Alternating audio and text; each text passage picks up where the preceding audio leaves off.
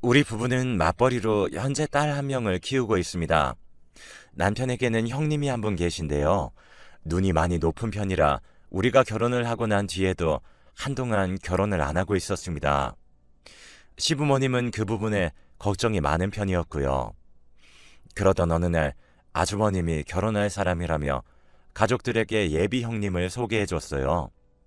아주버님과 예비 형님의 나이 차이가 무려 7살이나 났었기에 예비 형님의 나이가 저보다 4살이나 어렸어요.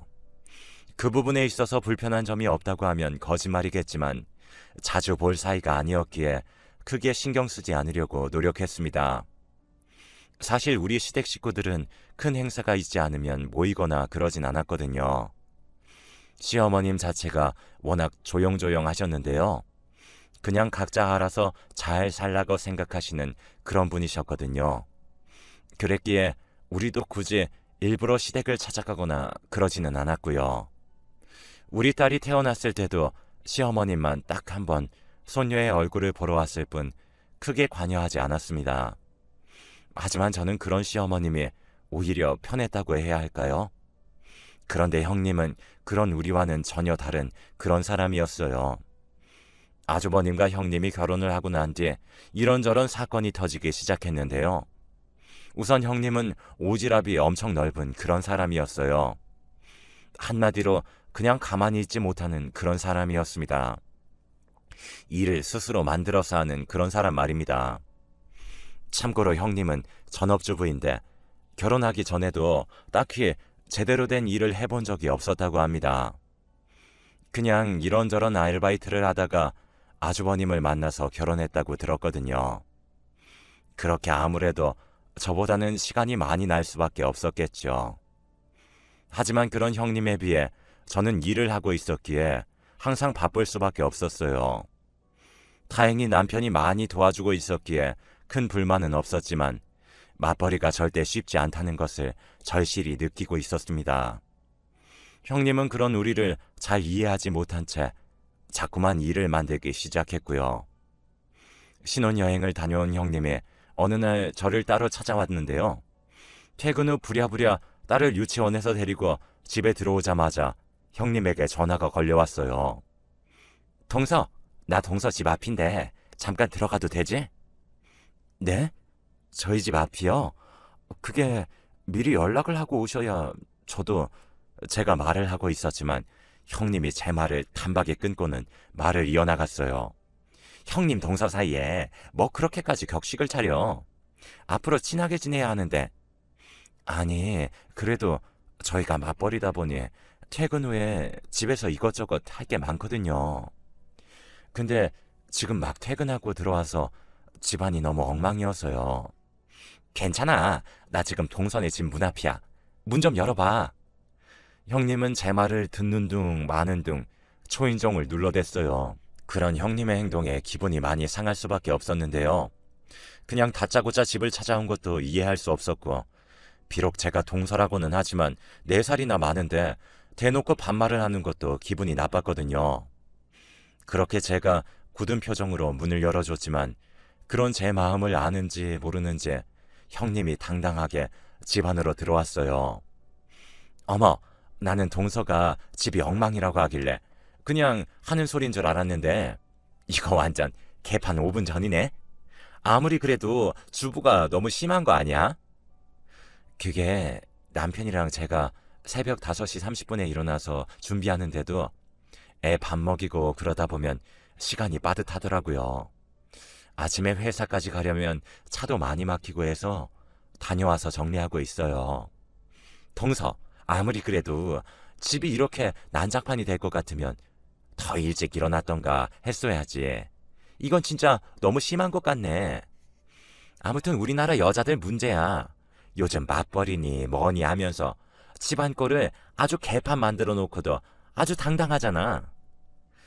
평소 형님의 말투가 곱지만은 않다는 것을 잘 알고 있었지만 그날따라 막말을 하는 형님에게 기분이 상할 대로 상할 수밖에 없었는데요.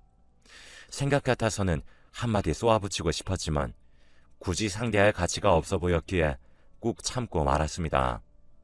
형님, 근데 갑자기 왜 오신 거예요? 아, 맞다. 저기 말이야. 내가 남편한테 물어보니까 조금 있으면 어머님 생신이라고 하더라고. 그래서 그거 의논하러 왔지. 네, 곧 어머님 생신이긴 한데 뭘 의논하신다는 거예요? 우리 그동안 시부모님 생일날 외식하고 용돈 드렸었는데요. 아니, 동서, 그동안 진짜 대충 살았구나. 하긴, 집안 꼬라지를 보니 그러고도 남겠더라고. 형님이 다시 집안을 휙휙 둘러보고 있었어요. 저기요, 형님. 말씀이 너무 지나치신 것 같은데요. 아무튼 내 말은, 그래서 말인데, 내가 결혼하고 첫 생신이기도 하고 해서 거하게 생신상을 좀 차릴까 하거든. 네? 생신상을요? 그런데 제가 알기로는 어머님도 그런 거 안 좋아하시는 걸로 알고 있어요. 어머님 성격이 워낙 조용조용 하시거든요. 동서, 그건 동서가 그동안 제멋대로 행동했으니까 그런 거지. 아무튼 어머님 생신 전날에 음식 만들 거니까 동서도 한 이틀 정도 휴가 좀 냈으면 좋겠어. 네? 휴가를요? 그것도 이틀씩이나요? 그건 좀 어려울 것 같은데요. 제가 회사를 비우면 나머지 사람들이 많이 힘들어지거든요. 그동안 계속 외식했는데 이번에도 그냥 외식하시죠. 제가 괜찮은 식당으로 예약해 놓을게요. 동서, 지금 내 말 무시하는 거야? 내 말 잘 들어. 앞으로 내가 맏며느리로서 집안 기강을 다 잡을 테니까 그런 줄 알고 있어. 가만히 지켜보니 그동안 집안이 아주 개판이었더라고. 형님, 아무튼 저는 시간 내기 힘들 것 같아요. 제가 약간은 단호한 표정으로 말을 했고 형님은 씩씩거리면서 돌아갔는데요. 그 뒤에 집에 돌아가서 아주버님한테 뭐라고 했던 것인지 집안이 발칵 뒤집어지고 말았습니다. 형님 말로는 제가 나이가 어리다고 형님을 무시했다고 하면서 울고불고 난리가 났다고 하는데요. 남편이 난감한 표정으로 제게 물었어요. 참 골치 아프네. 당신이 그렇게 말할 리가 없는데. 형수님이 억지 부리는 거지? 그러게, 나도 참 난감하네. 남편은 무슨 일이 있었는지 알겠다는 그런 표정이었어요. 우선은 남편이 전적으로 제 편을 들어줘서 아무래도 마음이 조금 풀렸기에 제가 하루 정도는 휴가를 내겠다고 했습니다. 그런데 그때 시어머님 생신상을 차리려다가 아주 기가 막힌 일을 겪어야만 했는데요. 형님을 음식을 해야 한다며 생신 전날 형님 집으로 저를 불렀어요. 그렇게 형님 집으로 갔는데 재료 준비가 하나도 안 되어 있는 게 아니겠습니까? 형님, 재료도 준비 안 해놓으신 거예요? 형님이 재료는 다 준비해 놓는다고 하셨잖아요. 그게 말이야. 동서 오면 같이 갈까 해서 그랬지. 얼른 가서 재료부터 사오자. 대체 뭘 사야 할지 모르겠더라고. 라며 제 손을 잡아 끌었고 음식 재료를 사서 계산할 시간이 되자 화장실이 급하다며 급히 화장실로 휙 들어가 버렸어요. 결국 제 카드로 결제를 한 다음 형님 집에서 음식을 하기 시작했는데요. 정말이지 형님은 진짜 이상한 그런 사람이었어요. 음식을 하는 내내 저를 불러댔거든요. 동서, 이 전 어떻게 부치는 거야? 이것 좀 봐줘봐. 형님, 저한테 갈비 재우라면서요. 아니, 우선 이것부터 쭉 하면 되는 거잖아. 그렇게 제가 전을 부치고 있으면 또다시 저를 불렀어요. 동서, 미역국 끓일 때 미역이랑 소고기 넣고 그냥 끓이면 되는 거야? 아니요, 저는 참기름에 한번 볶아서 끓이긴 하는데. 그럼 동서가 해봐. 라며 하나부터 열까지 저를 부려먹기 바빴어요. 시간이 지날수록 화가 치밀어 오르기 시작했는데요. 형님, 제가 보니 음식도 잘 못하시는 것 같은데 왜 굳이 집에서 생신상을 차린다고 하신 거예요? 어머, 그게 무슨 말이야? 나 지금 요리하고 있는 거 안 보여? 시간 없으니까 얼른 하기나 해. 그렇게 어찌저찌 생신상을 차리긴 했지만 거진 다 제가 했다고 해도 과언이 아닐 정도였어요. 하지만 형님은 시댁 가족들에게 한껏 생색까지 내면서 말을 했어요. 제 음식 솜씨가 많이 부족하긴 하지만 많이 드세요. 앞으로도 제가 매년 생신상 차려드릴게요. 제가 들어보니 동서는 생신상도 한 번 차려드린 적 없다고 하더라고요. 동서가 원래 좀 개념이 없다고 해야 하나? 그렇더라고요. 앞으로는 제가 기강을 바로잡을 테니까 아무 걱정하지 마세요. 형님이 입에서 나오는 대로 마구마구 말을 하고 있었는데요. 음식을 먹던 우리 남편이 한마디를 했습니다. 이거 우리 아내가 한 맛이랑 완전 똑같은데? 혹시 당신이 다 한 거야? 도련님, 무슨 그런 말을 하세요? 동서가 다 하다니요. 아니, 저는 그냥 그렇다는 거죠. 평소 우리 아내가 해주는 맛하고 너무 똑같은 것 같아서 그래요. 남편은 형님을 한껏 노려보며 말을 했고 형님이 잔뜩 화가 난 양 미간을 찌푸린 채 아주버님 옆구리를 꽂고 찔러댔지만 눈치 없는 아주버님은 그저 음식만 먹을 뿐이었어요. 그도 그럴 수밖에 없었던 것이 모든 음식이 제 손을 거쳐서 나왔기에 남편이 그런 말을 할 수밖에요. 거기다 그동안 형님의 만행을 알고 있었던지라 남편이 더 그랬던 것 같습니다. 그날 집에 돌아온 남편이 조용히 한마디를 했는데요. 당신 불편하면 앞으로 형수님 전화 받지 마. 내가 딱 보니 형은 관심 없어 보이거든. 저러다 언제 한번 엄마 성질 잘못 건드리면 나중에 정말 감당 안 될 텐데. 어머님이? 어머님같이 조용조용하신 분은 안 그러실 것 같아. 그건 일반적인 사람한테는 안 그러는 거지. 그런데 우리 엄마 성격 잘못 건드리면 그날은 그냥 아웃이야, 아웃. 근데 형수님이 지금 그 경계선을 넘나들고 있는 것 같아. 남편이 알 수 없는 말을 하며 고개를 절레절레 흔들고 있었어요. 하지만 그 뒤에도 형님은 제게 시시때때로 전화를 해서는 힘들게 했는데요. 그러다가 어느 날 형님이 어마어마한 일을 벌였습니다. 우리 시댁은 김장을 하지 않습니다. 전에도 말씀드렸듯이 시어머님은 딱히 일을 벌이거나 하는 스타일이 아니세요. 결혼하자마자 제게 물어보셨거든요. 넌 김장에 대해 어떻게 생각하니? 우리 집은 김장을 따로 안 하거든. 그래서 말인데 난 다른 시어머니들처럼 김장 같은 거에서 아들 며느리 집에 갖다 나르거나 그러지 않을 거다. 그런 부분은 너무 기분 나쁘게 생각하지 않았으면 좋겠구나. 너도 알다시피 식구가 많은 것도 아니고 우린 아는 사람한테 김치 사서 먹고 있거든. 내가 허리 디스크 때문에 고생한 뒤로 그렇게 하기로 했다. 저는 상관없어요. 어머님, 저희도 김치 사서 먹을게요. 그래, 니들도 식구가 많은 것도 아니고 그게 나을지도 모르겠구나. 거기다 내가 보니 김치하다가 사달라는 집이 한둘이 아니야.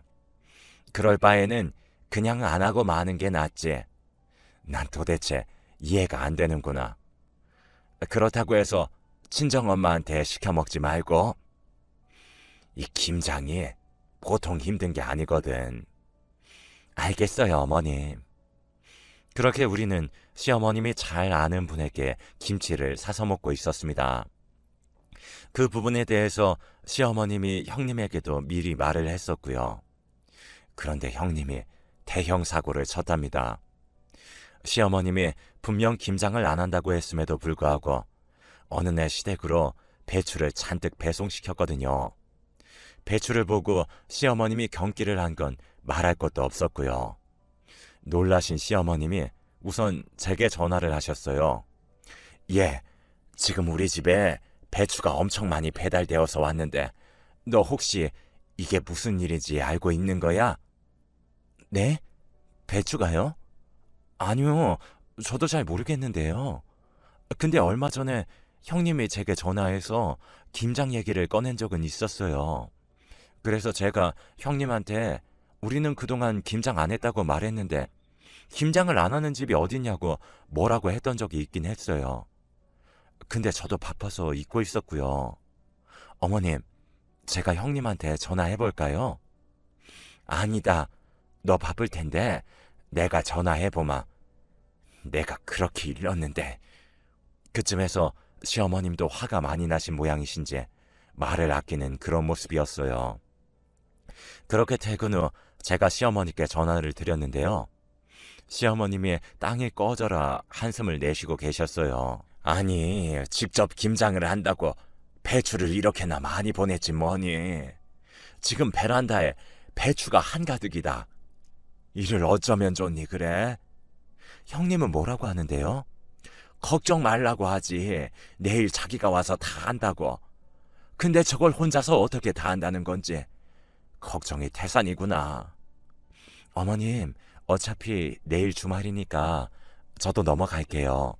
너무 걱정하지 마세요. 됐다. 네가 뭐하러 와? 집안일에 애까지 챙기느라 너도 힘들 텐데 아무리 그래도 형님 혼자 못할 것 같은데요.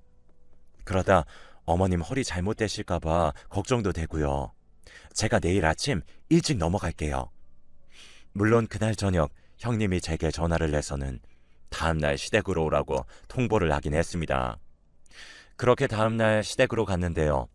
거실에 들어서던 남편과 제가 기겁을 하고 말았답니다. 시댁 주방부터 거실까지 눈뜨고 볼 수 없을 정도로 완전히 난장판이 나 있었거든요. 시어머님의 얼굴은 이미 울상이 된 채 애처로운 표정으로 넋을 놓고 있었고요. 그 모습에 남편과 제가 우선 급히 정리를 해서 배추를 씻고 절이기 시작했는데요. 배추를 절이는 모습을 보더니 형님이 조용히 물었어요.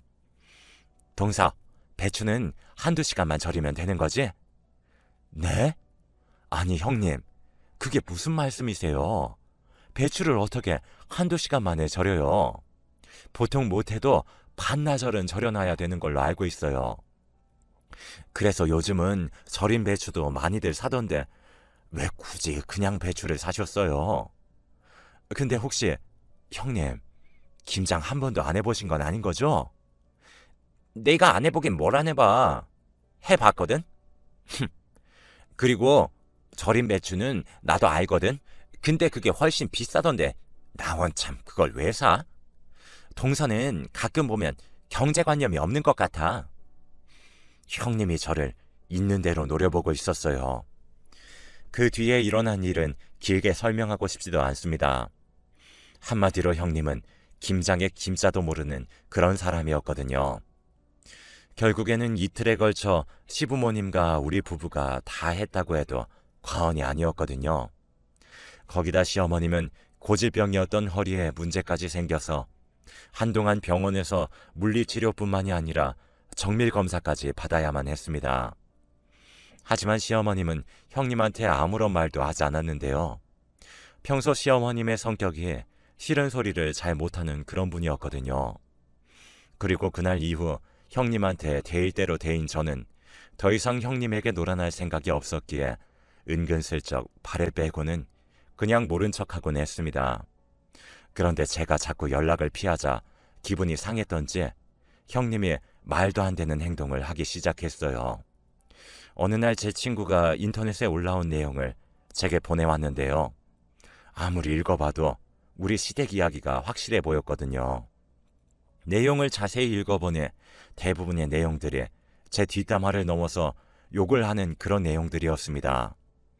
한마디로 하면 나이 많은 게 무슨 자랑도 아니고 손 아랫동서가 나이 많다고 형님인 자기를 무시한다는 그런 말들이었거든요. 거기다 시어머님 욕도 있었는데 자기가 김장부터 이것저것 다 챙겨드렸는데도 수고했다는 말 한마디가 없는 냉혈 아니다. 이래서 사람들이 시어머니라고 하면 치를 떠는가 보다. 이러한 말도 있었습니다.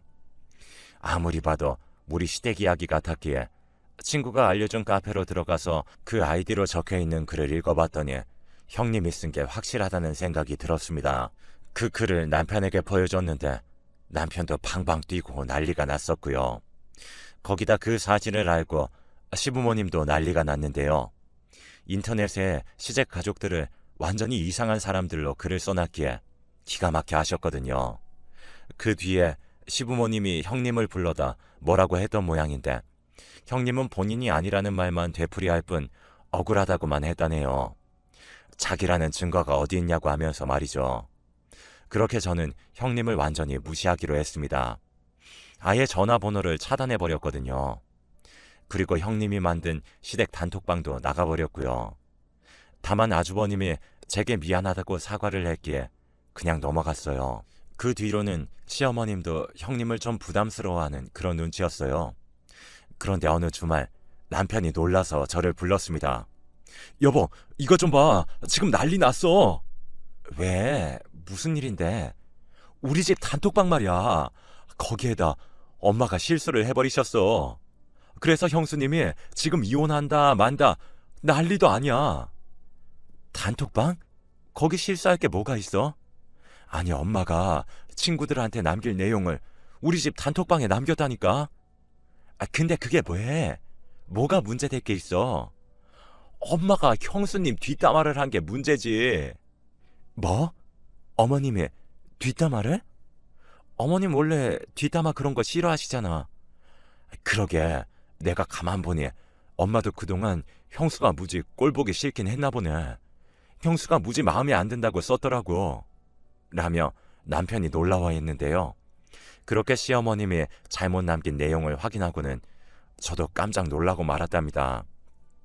아마도 시어머님 친구분이 형님 이야기를 꺼낸 모양인데요. 우리 첫째 며느리 때문에 아주 골치가 아파 죽겠어.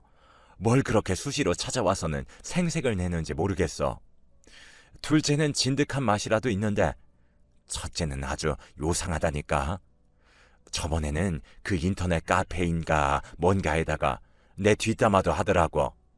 내가 무슨 로봇같이 표정도 없고 잘해줘도 잘해주는 걸 모르는 냉혈한이라고 하질 않나. 아무튼 요즘 첫째 때문에 스트레스가 이만저만이 아니야. 문제는 시어머님이 한동안 메시지를 잘못 남긴 것을 모르셨던 것인지 계속해서 하소연을 하고 있었어요. 그 바람에 형님이 시어머님께 전화를 해서는 펄쩍펄쩍 뛰었다는데요. 그러다가는 시댁으로 쫓아가는 일까지 벌어졌습니다. 톡방의 대화를 봤던 저희 부부도 놀란 채 시댁으로 갔고 말이죠. 저희가 시댁으로 들어가자마자 형님의 목소리가 들려왔어요.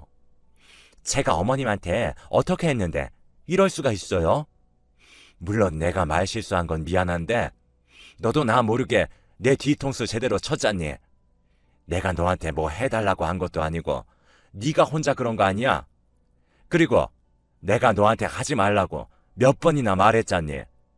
거기다 내 생일상 차렸을 때도 둘째가 음식 다 한 거 우리 다 알고 있었다. 네 행동을 한번 돌아봐. 내가 괜히 그러는 건가? 넌 심지어 인터넷에 우리 가족 뒷담화도 남겨놨잖니? 라며 형님에게 쏘아붙였습니다. 그동안 시어머니께서 그렇게 화를 내는 모습은 처음이었는데요. 워낙 말수가 적은 분이었기에 그 정도 말씀하신 것만 해도 그동안 얼마나 참고 있었던 것인지 알겠더라고요. 어머님, 다른 집 시어머니들은 며느리가 그렇게 해주면 진짜 고마워하신다는데요. 근데 어머님은 너무 심하잖아요. 아니, 그렇잖아요. 다른 집 며느리들은 김장한다고 하면 다들 인상부터 쓴단 말이에요. 동서만 봐도 그렇잖아요. 근데 저는 제가 스스로 알아서 한다고 했는데 어떻게 저한테 이럴 수가 있어요? 예, 난 더 이상 너랑 말 섞고 싶지 않으니까 그만 가봐라. 시어머님이 펄떡 일어나서 방 안으로 들어가셨어요. 그 바람에 형님이 더 화가 난 것 같았는데요. 씩씩거리더니만 아주버님과 함께 밖으로 나갔거든요. 우리 부부만 안절부절 못한 채 한동안 거실에 앉아 있었고요. 그런데 얼마 뒤에 형님이 사돈 어르신들과 함께 시댁으로 쳐들어왔습니다. 형님이 사돈 어르신을 모시고 온 건 그렇다 치더라도 아주버님의 처신이 참 안타까울 수밖에 없었는데요. 옆에서 형님의 눈치만 보고 있었거든요. 그렇게 집안이 발칵 뒤집어지고 말았습니다. 형님은 옆에서 훌쩍이고 있었고 안 사돈 어른이 시어머니께 따져 물었어요. 사돈, 우리 딸이 뭘 그렇게 잘못했습니까? 우리 딸은 집안이 잘 됐으면 해서 그런 거 아니겠습니까? 사돈, 말 한번 잘했습니다. 그 집안에는 그 집안 사람들의 가풍이 있기 마련입니다. 근데 그걸 자꾸 바꾸려고 하는 게 잘못된 거 아닙니까? 제가 큰애한테 우리는 김장 안 한다고 몇 번이나 말했습니다. 근데 저한테 상의도 없이 막무가내로 배추를 다 시켜놓고는 배추 절이는 방법도 모르고 있더라 그 말입니다. 결국에는 작은 애랑 저랑 그거 다 하느라 어땠는지 아세요? 제가 허리가 안 좋아서 엄청 조심하고 있는데 그날 이후로 지금 매일같이 병원을 다니고 있습니다. 아니 그러니까 우리 딸은 집안이 잘 되길 바래서 그런 거 아닙니까? 아니 하지 말라고 하는데 왜 하냔 말입니다. 하겠다고 했으면 본인이 알아서 하던지 해야지. 항상 일만 벌여놓고 할 줄 아는 게 아무것도 없다 그 말입니다. 사돈, 시어머니한테 점수 좀 따보려고 그런 애한테 너무하는 거 아닙니까? 지금 사돈 행동은 엄연한 시어머니 갑질입니다. 잔뜩 흥분한 안사돈 어른 입에서 그 말이 툭 하고 튀어나오고 말았는데요.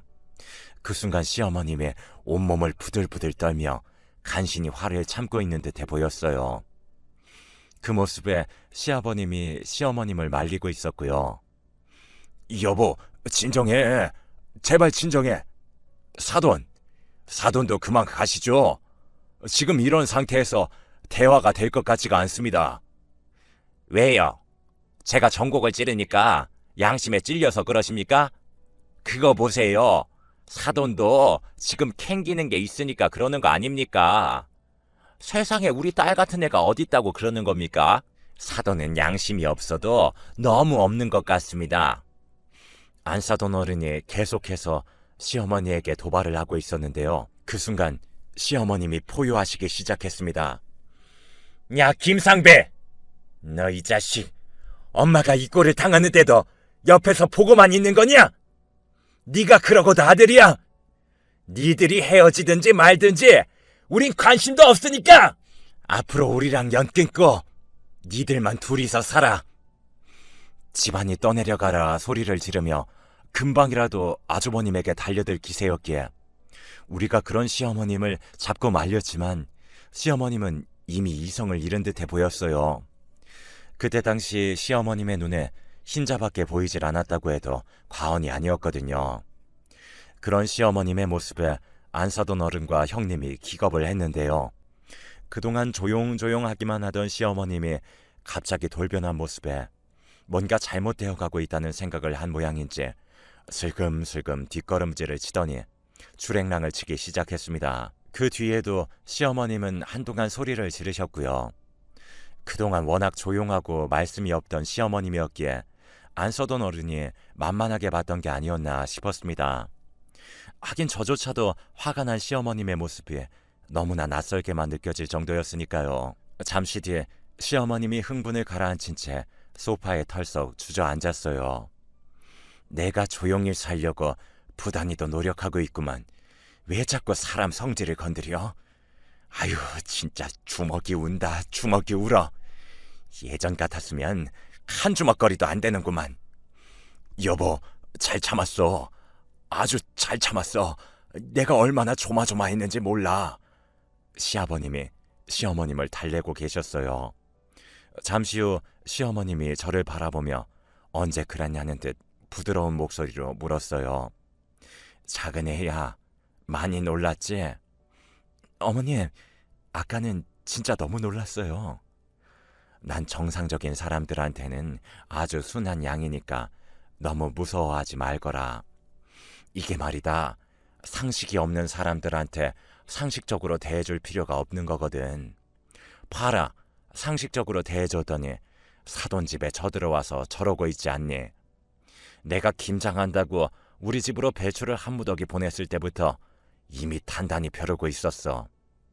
김장만 아니었어도 내가 꾹 참으려고 했는데 그때 허리 디스크가 다시 도져서 아직까지도 엄청 고생하고 있잖니. 다시 화가 치밀어 오른다는 듯이 시어머님이 주먹을 불끈 쥐고 있었는데요. 난 이미 이래 될 줄 알고 있었어. 그래서 내가 형한테 형수님 말리라고 몇 번이나 말했었는데 들은 척도 안 하더라고. 와, 그래도 엄마 많이 참았더라. 난 오늘 2판 4판 난장판 될 줄 알았거든. 너도 네 형처럼 되고 싶지 않으면 입 다물어. 조용히 해. 작은 애야, 우리 앞으로 절대 김장 같은 거 하지 말자. 내가 모르냐.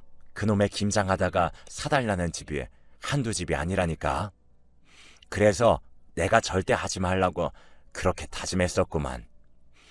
네, 어머니. 저도 김장하는 거 별로 안 좋아해요. 제가 시어머니 눈치를 보며 급히 대답했는데 남편이 놀리듯 말했어요. 엄마, 우리 집사람 엄마 때문에 완전히 쫄은 것 같은데? 작은 애야, 나 그렇게 무서운 사람 아니다. 그러니까 긴장 풀거라. 시어머님이 최대한 부드러운 목소리로 말씀하셨어요. 그 말에 우리 모두 큰 소리로 웃었고 말이죠. 그 뒤 아주버님과 형님은 시댁에 완전히 발을 끊었습니다. 그러거나 말거나 시어머님은 상관조차 하시지 않았는데요. 마치 원래 없었던 사람들 마냥 그렇게 행동하셨습니다. 문제는 그 뒤에도 시어머님의 복수가 계속되었답니다. 그러니까 아주버님이 결혼을 하면서 시부모님께 전세 자금을 빌려간 게 있었어요. 그 부분은 시부모님이 저희에게 이미 말씀을 하셨었기에 우리도 알고 있었던 내용이었습니다. 저희가 결혼할 때도 은행에서 대출받으면 이자가 비싸니까 여윳돈을 빌려주셨거든요. 저희 부부는 맞벌이를 하면서 그 돈을 거진 다 갚았고요. 그런데 시어머님이 아주버님에게 그 돈을 당장 갚으라고 했다고 하네요. 그 말에 아주버님은 돈이 없다며 악착같이 버틴 모양인데요. 우리 신부모님이 조금 냉정해 보이실진 모르겠지만 부모 자식 간에도 금전 거래를 할 때는 차용증을 꼭 쓰곤 하셨거든요. 물론 저희 부부도 매달 갚아나가는 걸로 차용증을 썼었고요. 그렇게 시어버님이 아주버님에게 돈을 갚으라고 압박을 했다고 합니다. 그런데 참 기가 막혔던 것이 그제서야 형님이 시부모님께 사과를 하고 싶다고 했다네요. 하지만 시어머님은 들은 척도 하지 않으셨고요. 덕분에 안 사돈 어른이 다시 시댁에 찾아와서 사과를 하며 부탁까지 하더랍니다. 그래도 장남인데 꼭 그 돈을 돌려받아야 되겠습니까? 아니면 애들한테 시간을 조금 더 주시면 안 되겠습니까? 아니요. 그럴 순 없는 것 아니겠습니까? 우리 둘째는 열심히 벌어서 지금 다 갚아가거든요. 근데 첫째네는 지금 돈 안 보낸 지 한참 됐거든요. 그 부분에 대해 벌써 여러 번 말을 했던 부분이고요. 그러니 안 사도는 상관하지 마시고 돌아가시죠. 그때 제가 소란을 피워서 그런 거라면 사과드리겠습니다. 아니, 안 사돈이 왜 이렇게까지 하시는 건지 잘 모르겠습니다. 사실 우리 딸이 워낙 곱게만 자라서 제대로 일을 해본 적이 없어서요. 근데 그 돈을 매달 갚아나가려고 하면 우리 딸도 일을 해야 하는데 아무래도 그게 힘들 것 같아서 말입니다. 김서방 월급이 많은 것도 아니고 지금 아파트를 빼서 갚아야 하는 상황 아니겠습니까? 그럼 전세를 빼고 처가살이 하겠다고 그러고 있으니 저도 지금 난감하답니다. 근데 저희 집이 워낙 작기도 하고 그래서 걱정이 이만저만이 아닙니다. 글쎄요, 저는 잘 모르겠습니다. 라며 시어머님이 단호하게 말을 했다고 합니다. 그 바람에 형님이 저한테까지 연락을 해왔는데요. 저보고 잘 좀 말해달라며 몇 번이나 부탁을 했는지 모르겠습니다. 하지만 우리 시어머님이 제 이야기를 듣는 분도 아니었기에 저는 그저 모른 척하고 말았습니다. 결국 아주버님과 형님은 전세를 빼서 처가로 들어갔다고 하네요. 시어머님이 당장 돈을 갚으라고 닥달을 했었거든요. 둘 다 신용도 안 좋았던 모양인지 대출받기도 어려웠다고 하더라고요.